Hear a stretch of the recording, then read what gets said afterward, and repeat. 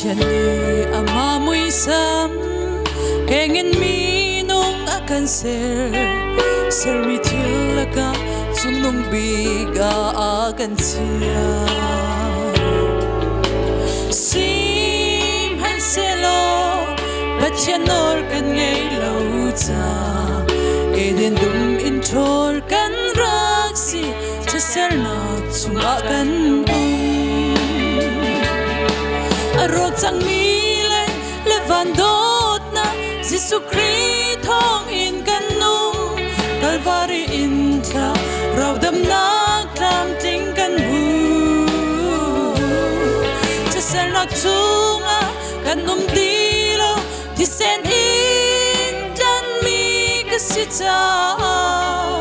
sung sal nun na van chung rau chau tu kan si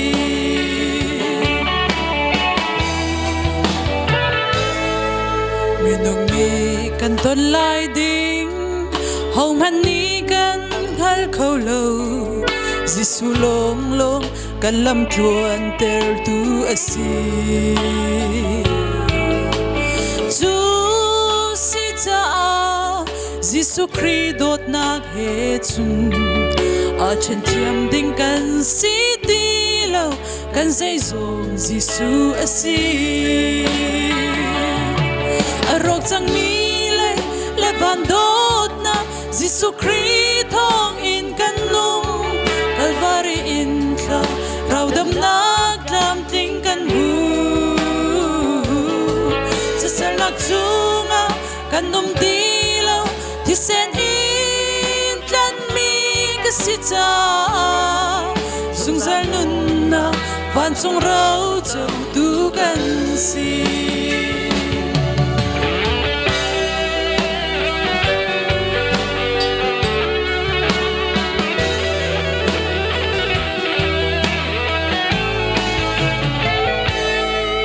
Giêsu Christ akan dot na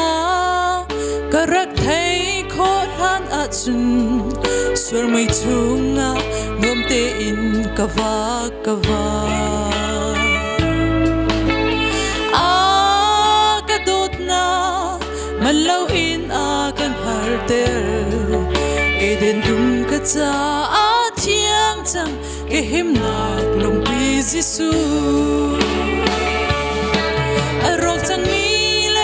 le van dot na Giêsu Christ thong in kan nung Calvary in tha rau dam nak lam ting kan hu chasel nak chunga kan nom dilo ti sen in tlan mi ka si cha sung sal nun na van chung rau chau tu kan si sung sal nun na van chung rau chau tu kan si sung sal nun na van chung rau chau tu kan si